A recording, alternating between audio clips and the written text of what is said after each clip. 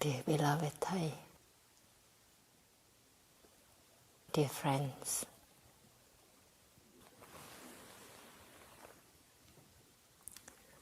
today I'd like to share with you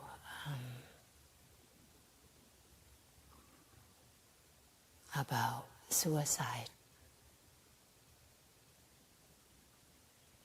I haven't been feeling so well the last few weeks, just feeling under the weather, and this topic is, I think, is quite intense for most everybody. But I thought I'd make a little effort, and it's there for many people to benefit from. So here I am.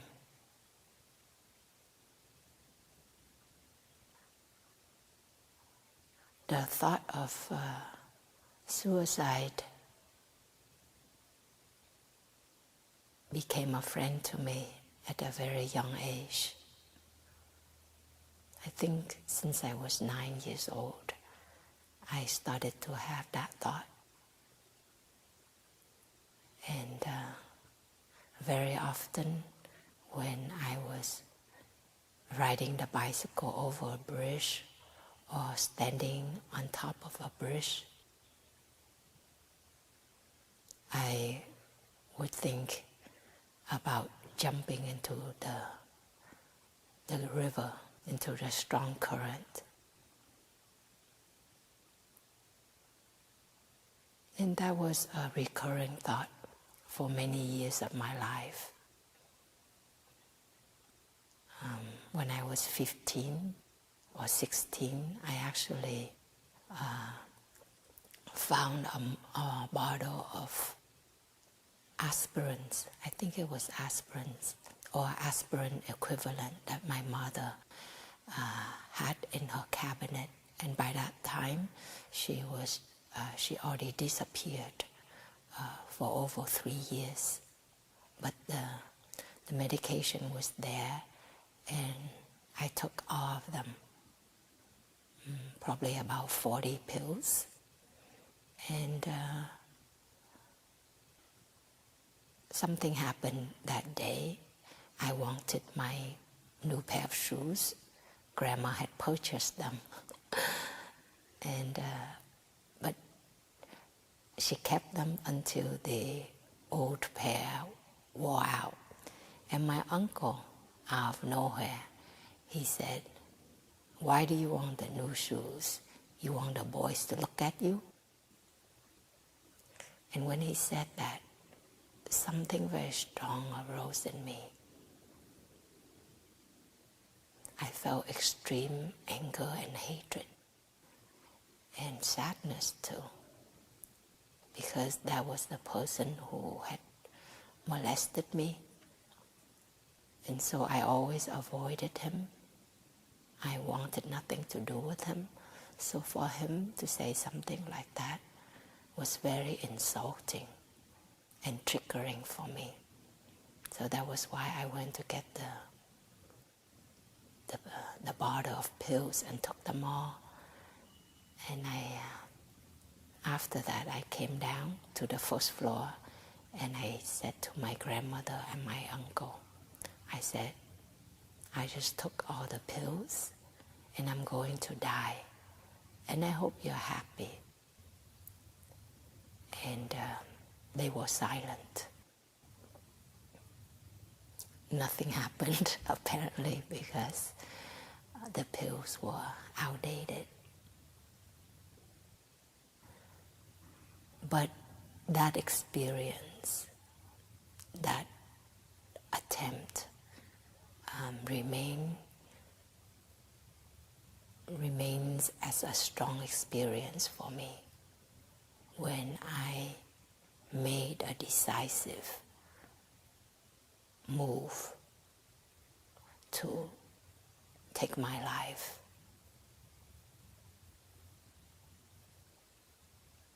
Suicide takes place in many families.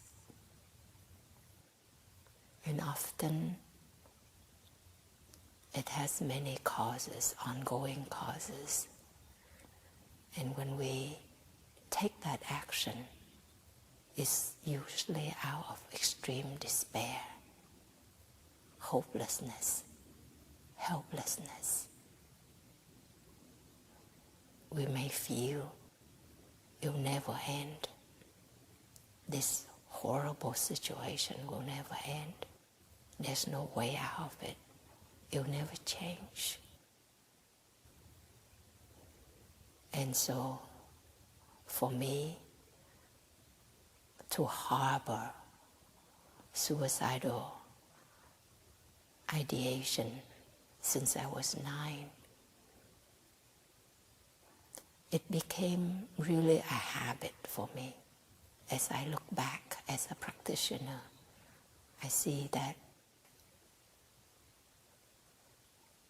repeated thoughts become habit, and habit becomes our personality, which leads to our destiny. So as a teenager, I was also very suicidal. And as a young adult, every time I had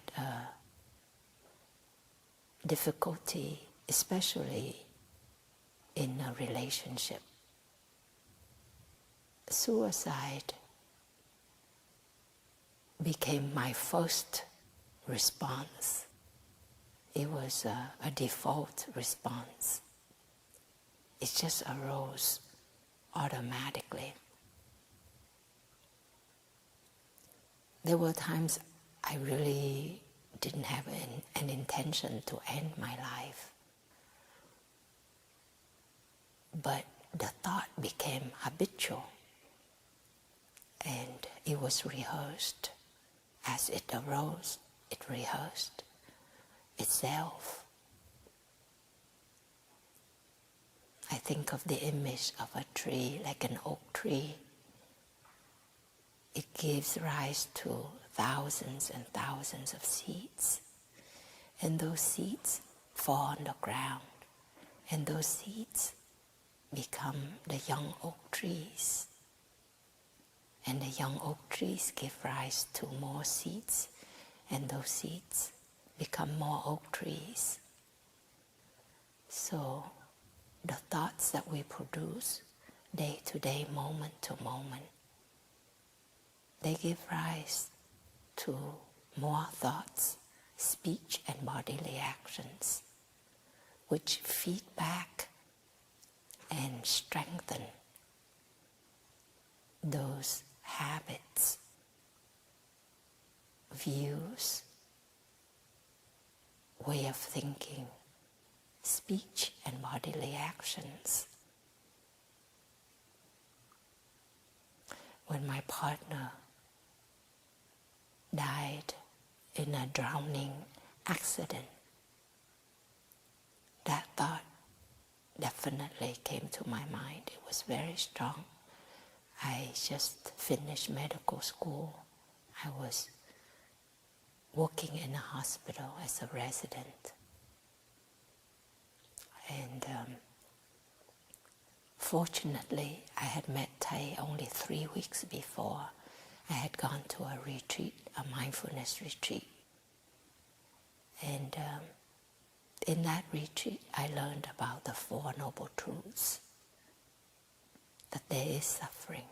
There's suffering in each one of us. Whether we acknowledge it or not, whether we know how to deal with it or not. And the second noble truth is that there are causes to our suffering. As a child, as a young person, things happen to us. And we may have certain coping mechanism to deal with the situation, to survive the situation. But that coping mechanism, that stress response, whether it is to run or to flight or to check out, to freeze from within, is stuck. So for me, to think of death was a way out. I fantasized death. I actually just unconsciously, subconsciously, I gave myself a deadline. I believed that I would die when I turned 26.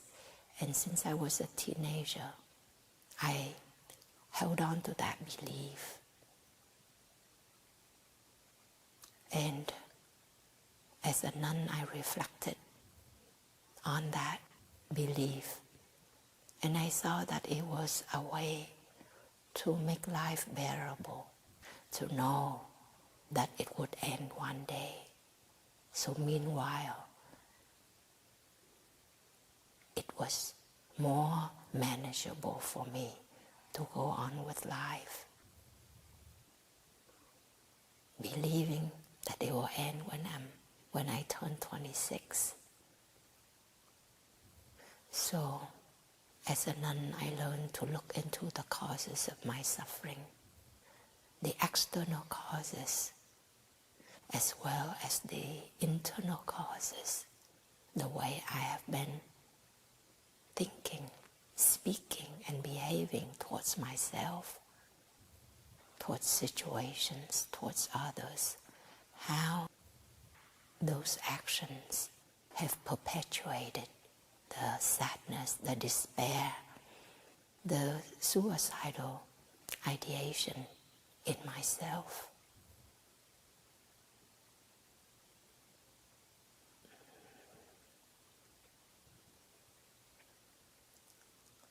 I have also learned, besides the Four Noble Truths, which give me hope to transform myself, and that was why I did not commit suicide, but I gave up medicine, gave everything away, and went to Plum Village and ordained as a nun, because the Third Noble Truth addressed that there is cessation to suffering. There's a way out. And the Fourth Noble Truth is that there are concrete practices. And even though I was in that retreat for only 5 days, I gained faith and confidence in the practice. And of course, I had desperation also. When my partner died, I only had 2 options. One was to end my life, and 2 was to go to the monastery and practice. I couldn't imagine myself going back to medicine. It's like all the energy, the oomph in me was drained away. And I've also learned that to encounter the despair, the hopelessness, helplessness that we have in our life since childhood, since at such a young age, we have a teaching on the 3 powers. These powers can empower us, can transform the despair, hopelessness, and helplessness in us. The first power is the power of understanding. The second power is the power of love. And the third power is the power of transforming and healing our suffering, of cutting off afflictions. These past 23 years as a nun, I have been cultivating these powers in myself. And I can say that today, I hardly ever think of ending my life. Hardly ever. And if it ever arises, I just smile to it, saying hello to an old friend. And I humor myself along the way. I am dying every moment. I don't have to wish for death. But I do wish to live beautifully and die beautifully every moment of my daily life. The first power, the power of understanding, it comes from the daily practice of awareness, of mindfulness, learning to be aware of my breathing, how it's reflecting the different states of my mind throughout the day, whether I am angry or sad or happy or at peace or quiet, calm. The breathing pattern reflects the state of mind. And so when I recognize that my breathing is not peaceful, is hurried, pressured, suffocating, I just take a moment to stand still, to sit still or to lie down and put my hands on my belly and feel the rise and fall of my belly, or if the breathing is so shallow, to feel the rise and fall of my chest or at the level of my nostril or my lips. And I just quietly tell myself, it's okay, it's okay. I'm here for you. I love you. I won't abandon you. I won't hurt you. This practice has helped me to be safe to myself. Lately I've been writing calligraphies, and I would write, safe to myself, safe to the world, at ease in myself, at ease in the world.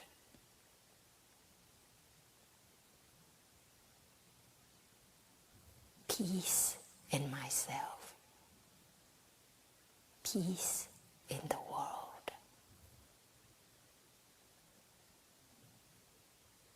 I've gained these insights.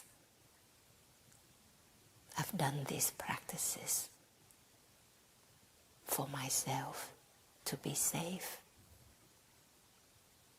to myself. When violent thoughts arise, I come back to my breathing, I come back to my body and relax it. I come back to my steps and walk quieter and gentler, and to say loving words to myself. It's okay, it's okay. This too will pass. I'm here for you. I won't run away from you anymore. I won't neglect you. I won't hurt you anymore, even in my thoughts or deeds. And that's a great power, to understand that we need to be there for ourselves, to be safe to ourselves. That when we learn to be at ease with ourselves, we'll be at ease with any situation, really. Wherever we go, we can be at ease and safe because we are safe and at ease from within.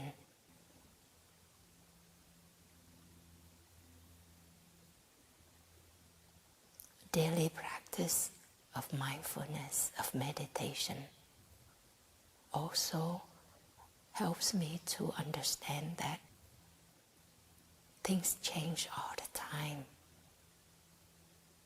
sometimes when we are so desperate, when we are in deep despair,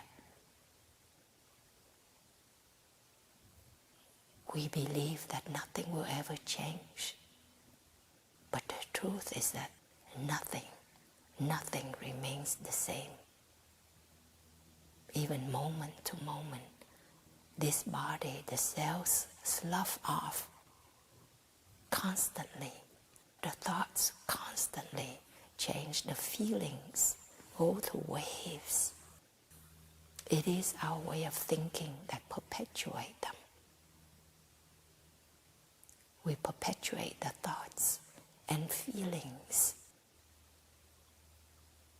through wrong views and wrong perceptions, through negative way of thinking, so that will generate more negative thoughts, perpetuate more negative views and those negative actions, just like the oak tree, producing more seeds, more acorns, which produce more acorn.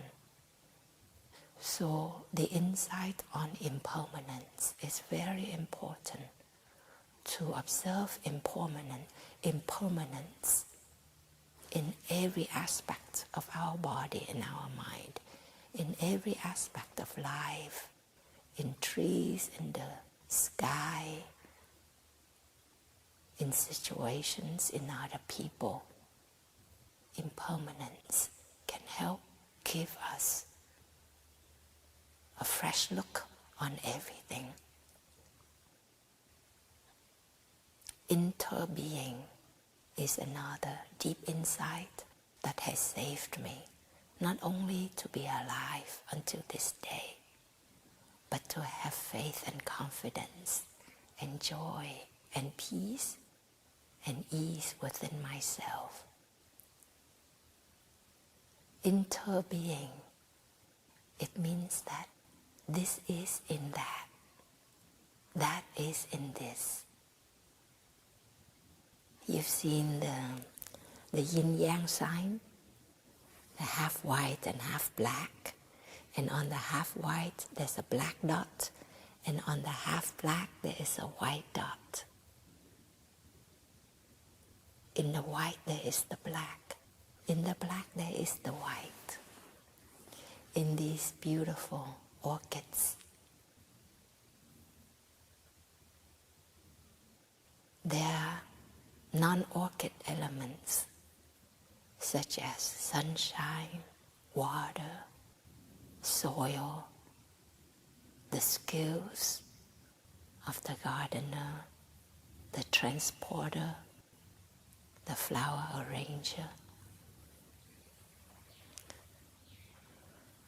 the sunshine, the hope, the dream, the transmission of skills from generation to generation.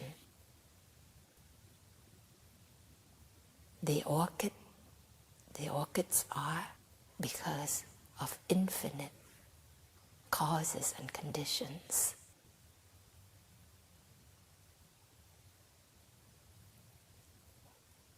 That's interbeing.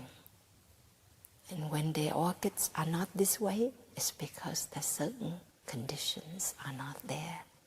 This is because that is. This is not because that is not. And so,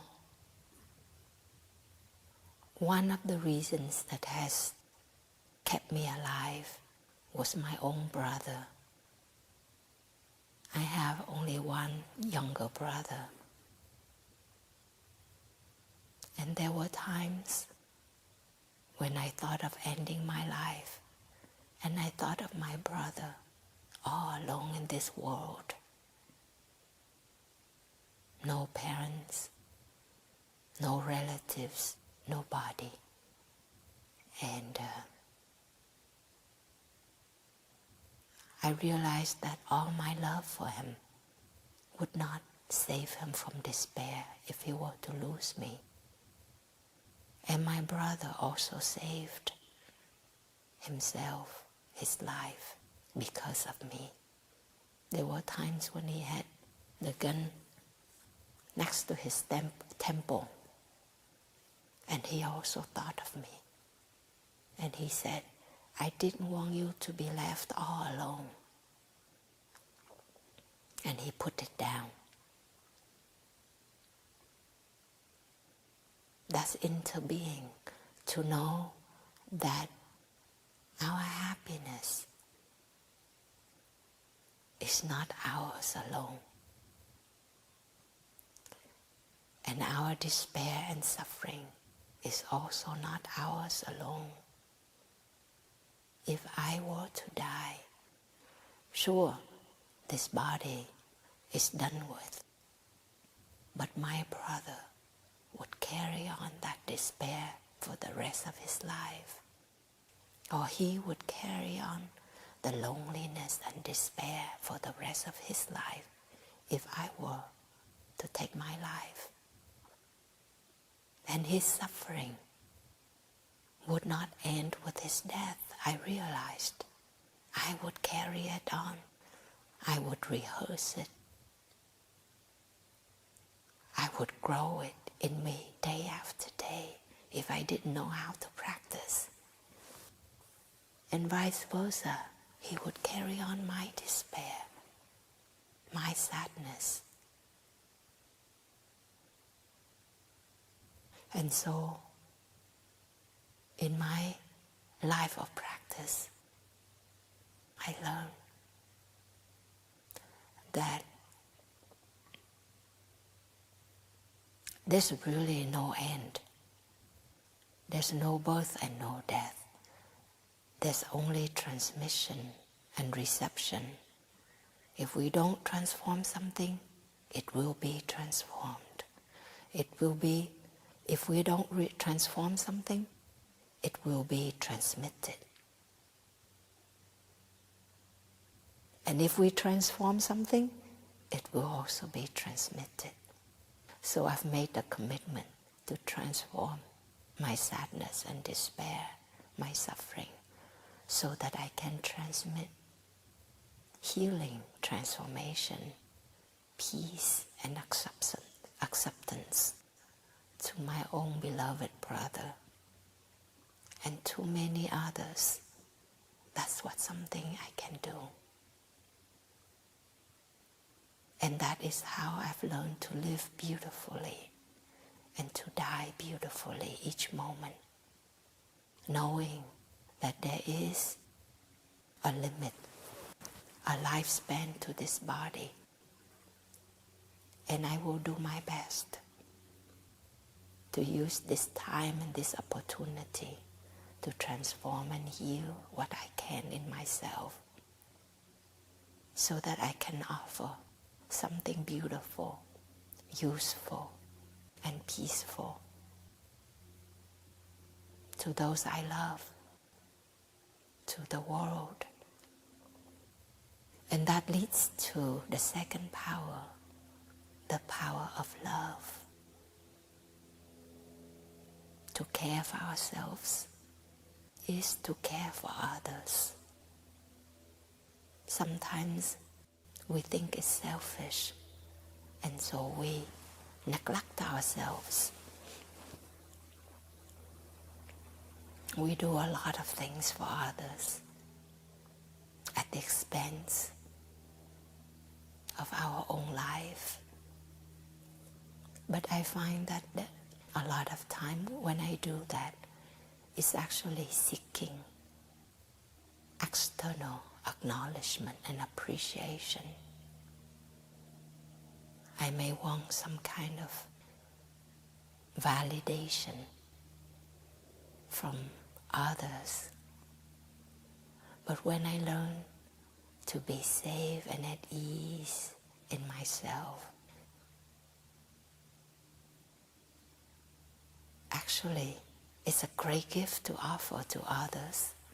Many people have said to Thầy, just looking at him, the way he sits, the way he breathes, the way he walks, the way he writes on the board, it gives them a lot of peace and confidence and hope.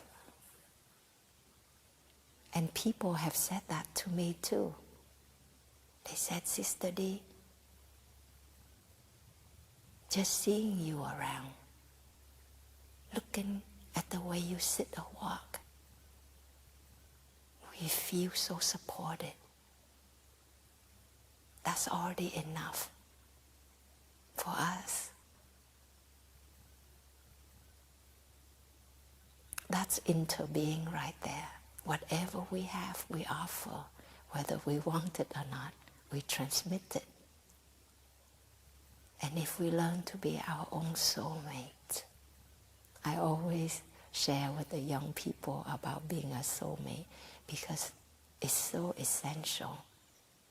A soulmate in Vietnamese is tri kỷ. Tri means to remember, to know, to take care of, to master. And kỷ means oneself, to remember oneself. Your own body. Learn to be at ease in your own body. You don't have to make it different, to do cosmetic surgery, to put on layers of makeup, to wear clothes that attract attention. But right within, you may not feel at ease with it. Just learn to hold your own hands, hold your own body. Say loving words to yourself. Be a soulmate to yourself, to remember, to know, to take care of, to master your body, your thoughts, your feelings, whatever arises. Just be there for it. Listen to it. Watch it. Be there with equanimity, with tenderness. And we learn so much about ourselves. We are so amazed. I am so amazed of my body.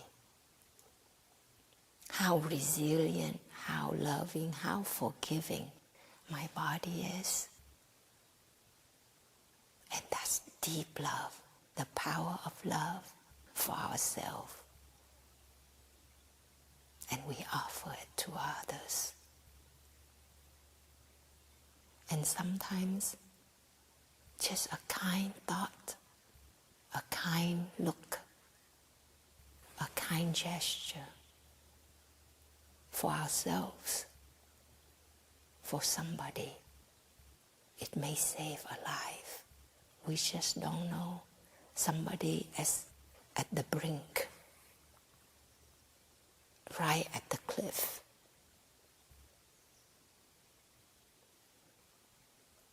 And if we extend that warmth, that love, that joy, it may help keep the person alive, help change that decision in that instant.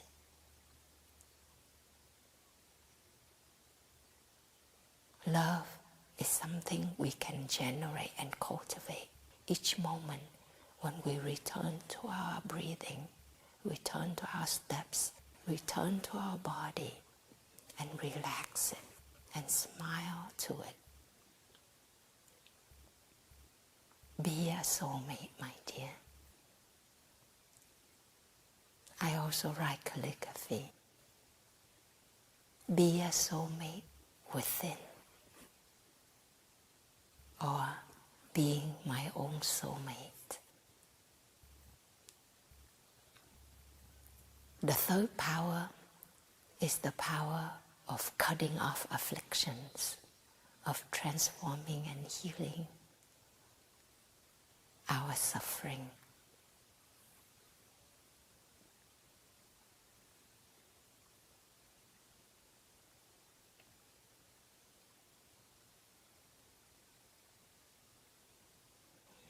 I've learned to be there for my own thoughts in sitting meditation. I just watch my thoughts come and go. And in my daily life, I learn to watch my breath coming and going, my steps, left foot, right foot, left foot, right foot. And it has helped me to calm and quiet my thoughts. So whenever a thought arises, I see it right away. Whereas before, there were millions of thoughts zipping right through my mind all the time. I couldn't discern one from the other. But now, I can hear a thought when it arises. Yesterday, I was painting something, and a thought arose. Because when I paint, my mind is very quiet. There's just no thought, just focus. But a thought arose. And I just tilted my head and listened to it and smiled. It was a thought of comparing myself to another person. And I just smiled and let it go.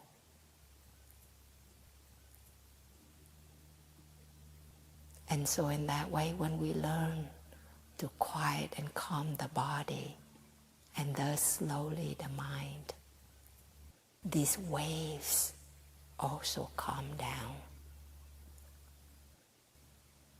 Because we see that when a wave arises, it's not there when it's at its peak or when it's at its trough, but it has worked up the momentum long ago. So when we have a thought of suicide, it's not that moment. But many things have built up all along that was unknown to us. So when we quiet the mind and when as a thought arises, we breathe and release it, relax it, then it will not work up to a big wave or a tsunami. That is how we learn to break a wave and to even surf backward to see, oh, I was in deep despair.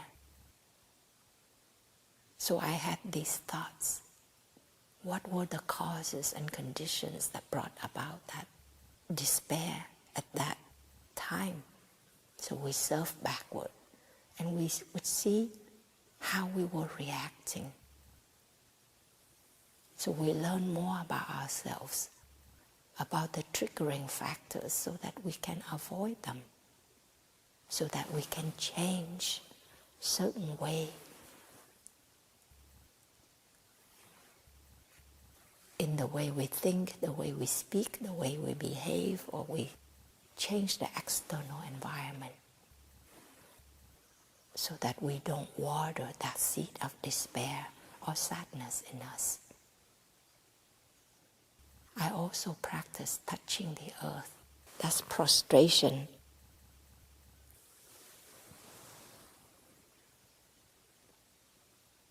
And I bring my body down, close to the earth, in a fetal position with my hands open. Or you can lie straight down on the earth and open your palms. Just releasing everything. Releasing the notion that I am a separate self. That I don't matter. Whether I'm here or not, it doesn't matter. I release that thought, that wrong view, because I am intricately connected to everything. Everything I think, I do, I speak, affects myself and others. My life matters because it is the one chance that we have to live beautifully and to die beautifully in each moment. So every day when I touch the earth, I give rise to gratitude to Mother Earth, to my parents.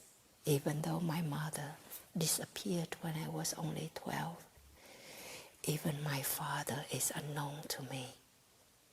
I have learned to be grateful to them for this chance that I can live and live for them and heal for them. Touching the earth also helps me to come back to the earth, to know that one day, yes, my body will be buried in the earth. My body will disintegrate in the earth.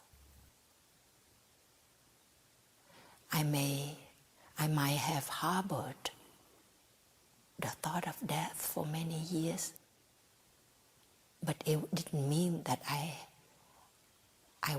wasn't afraid of death.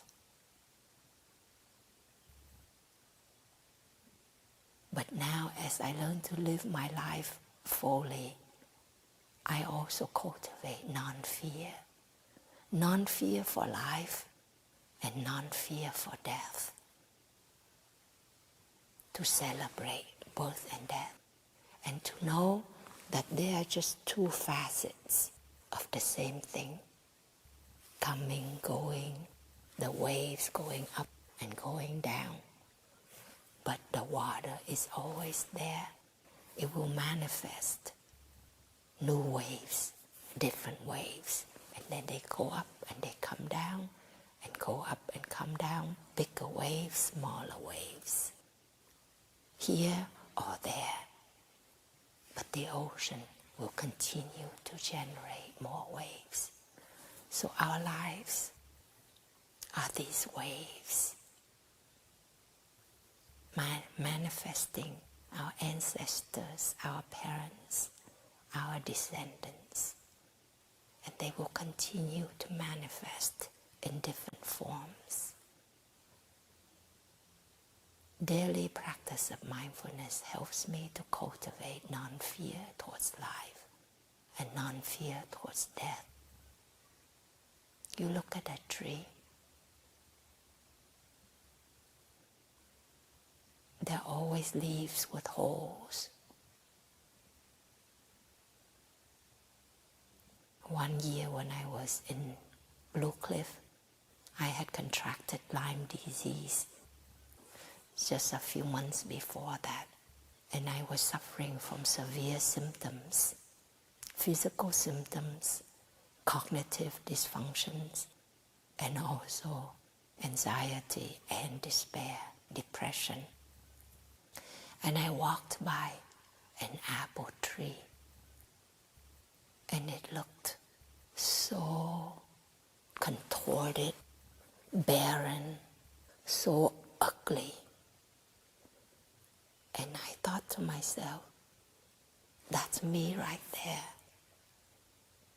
in true form.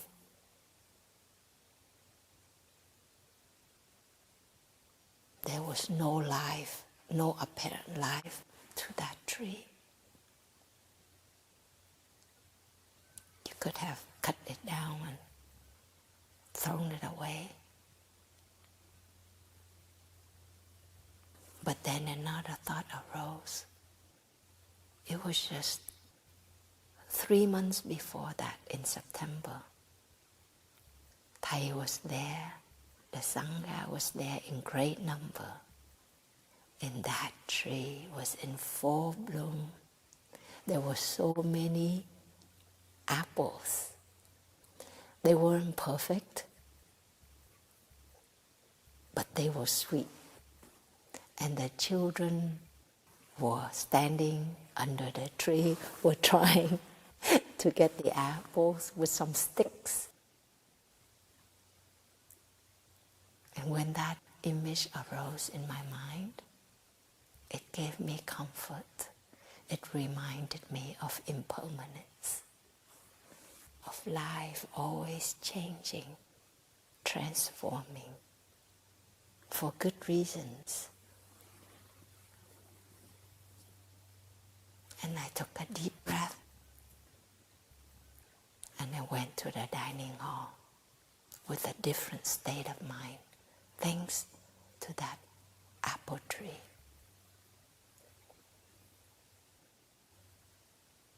So the power of transformation and healing is within us if we make more time in our daily life to sit still, to walk quietly, to be a soulmate to our inner child, our wounded child, to listen more to ourselves, to take better care of our thoughts, speech, and bodily actions. Then transformation and healing takes place at the base, at the level of our thoughts, our views held for so long in a particular way that we have not questioned or re-examined them.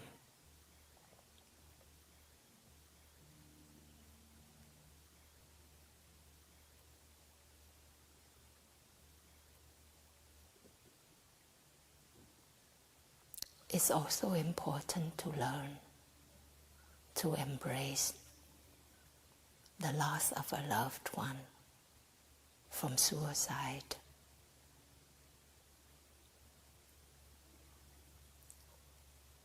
The desire to live is so strong in each one of us.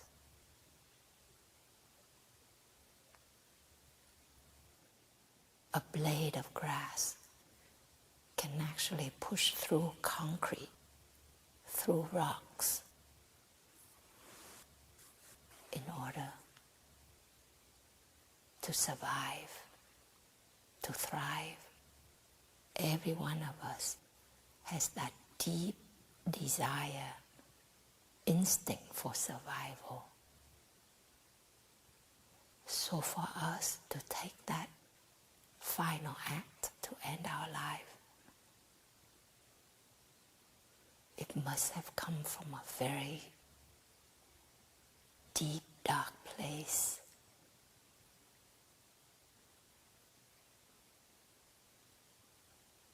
Of course, in Buddhism, there are also those who sacrifice their lives for a greater cause.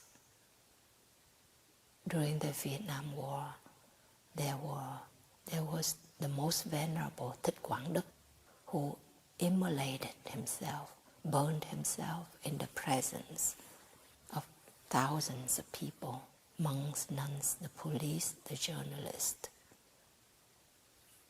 That was an act of courage to call for the conscience of the world. No, this was before.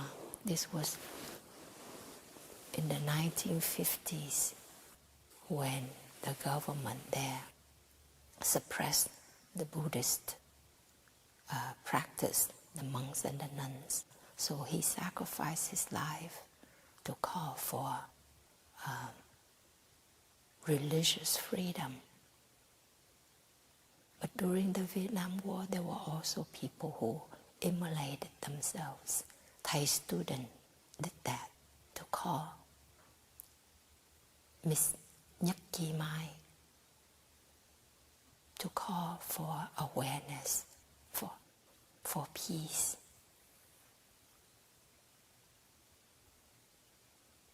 But there are those of us who also end our lives out of despair or from terminal illness that we see no way out, and it's so painful and ongoing. So it must have come from a very deep place that drives us to take that life force away. And for those of us survivors, we also need to learn to embrace that act. Knowing that our loved ones are not gone. They live on in us, and we need to take care of them in us so that their despair, their suffering doesn't continue, so that they may be liberated in our own consciousness. Just like my mother, she disappeared when I was 12. She was only 36 years old. But for 20 years, every time I had a dream about my mother, she would be mute, deaf and mute. She didn't recognize me. She would walk right by me, and I woke up feeling so despaired, saddened by that. As I learned to practice mindfulness, I would say, Mother, I sit for you. You had such a difficult life. You never had a chance to sit peacefully. So I sit for you. Mother, I walk for you. Because you always had to hurry, to hustle, bustle. So I walk peacefully for you. I learned to reflect and to see what a difficult life, sad life she had. How much sacrifice she had, that teenager, that young woman. The sacrifice she made for her mother, her siblings, and then for me and my brother. And to understand why she became so angry and abusive, verbally and physically, to me. And to heal her right inside of me, so that slowly the content of the dream changed. My mother could see me, say something to me. And my last dream of her, it was last year. My mother was lying on her side, and I was lying behind her, like cupping her body. And then my brother was behind me, the three of us, lying on our side next to each other, quietly and peacefully.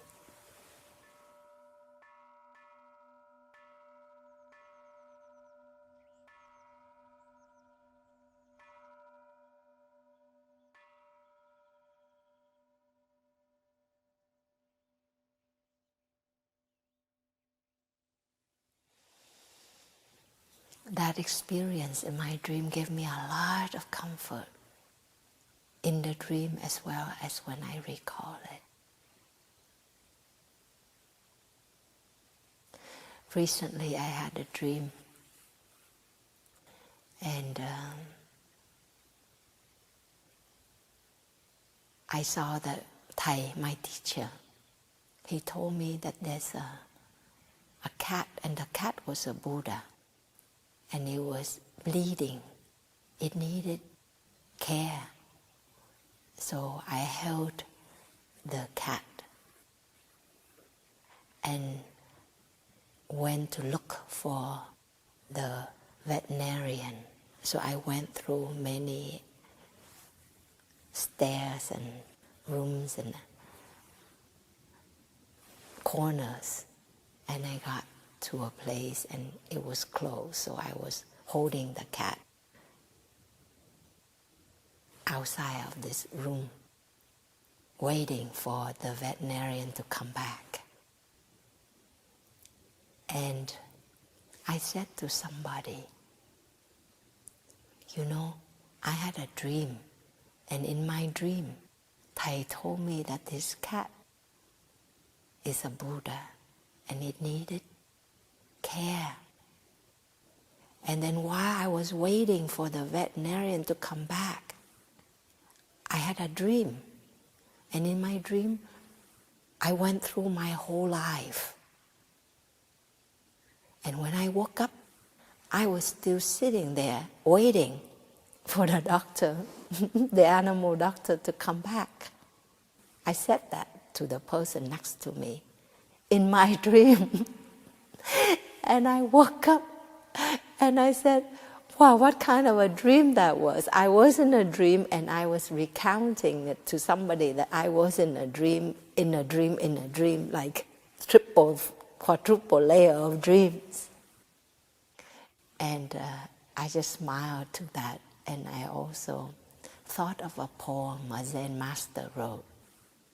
And there's a line he said, mắt mở vẫn say nồng. The eyes are open, but one is in a deep dream.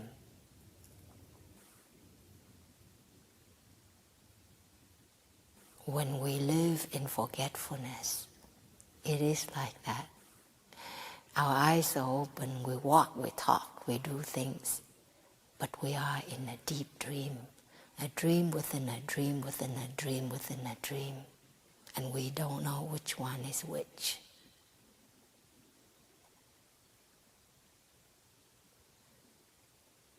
And a lot of time, the things that cause us to feel such confusion, despair, or stressed were the very things we wish could happen. For example, we wish we could have that job. We wish we could marry to that person. We wish for something to happen. But then as it happens to us, it becomes much more complicated than we ever imagined it to be. And then now we're feeling such deep despair and confusion. So, we learn to live in wakefulness and not in a dream. And if a loved one has passed away from sickness, from accident, from suicide, we really need to learn to live in awareness. If we live in despair, it is like we make sure that that person is gone forever. Every time we think of that person, we only think of the past, of sad memories, of what could have been. I have learned to live fully. So now when I think of my partner, my heart is full of gratitude for him, because he lived beautifully. He actually brought me to the past. If my brother were to die instead of him, maybe I wouldn't have become a nun. Maybe I would have died also. So when we live beautifully, we can save our loved ones in so many different ways. And with my practice, I have helped to transform my mother, her sadness, her suffering, so that she can be liberated right in my consciousness. And I've learned to forgive her too, for her shortcoming, for her anger, and for her abusive words and actions. So please learn to forgive yourself and your loved ones.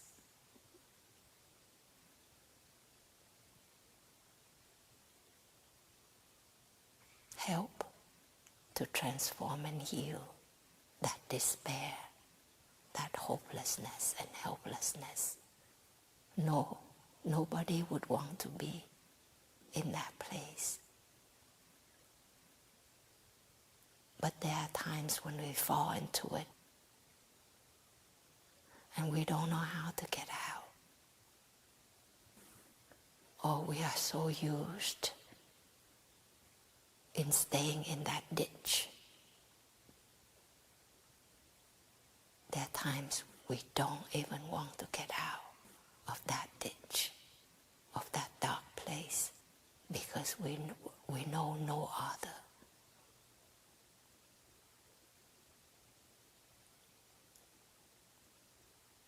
But as we still breathe,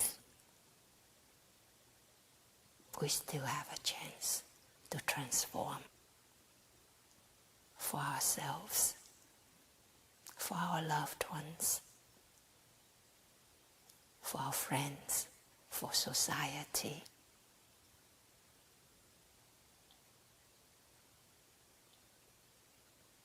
The sadness of suicide doesn't stop with our parents and siblings. It goes on for generations. Usually in a family, when somebody commits suicide or die by suicide, we learn that usually it happens in the same generation, in other relatives, in the parents, siblings, or other relatives. And it has also happened in the previous generation or generations. So the thought, the speech, the bodily actions have been transmitted to us as well, and we have unknowingly rehearsed them, haunted by them, and thus behaved like them.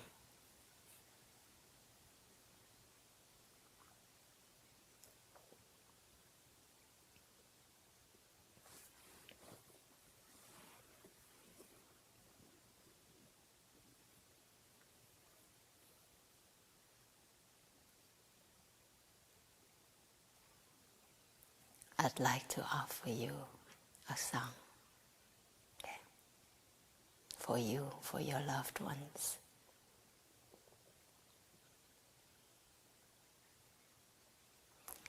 How can anyone ever tell you that you're anything less than beautiful? How can anyone ever tell you that you're anything less than whole? How can anyone ever fail to notice that your life is a miracle, that you're deeply connected to all lives? How can anyone ever tell you that you're anything less than beautiful?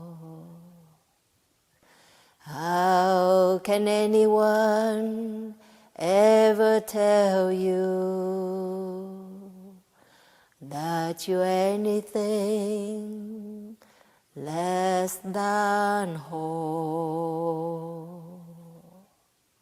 How can anyone ever fail to notice that your life is a miracle, that you're deeply connected to all life?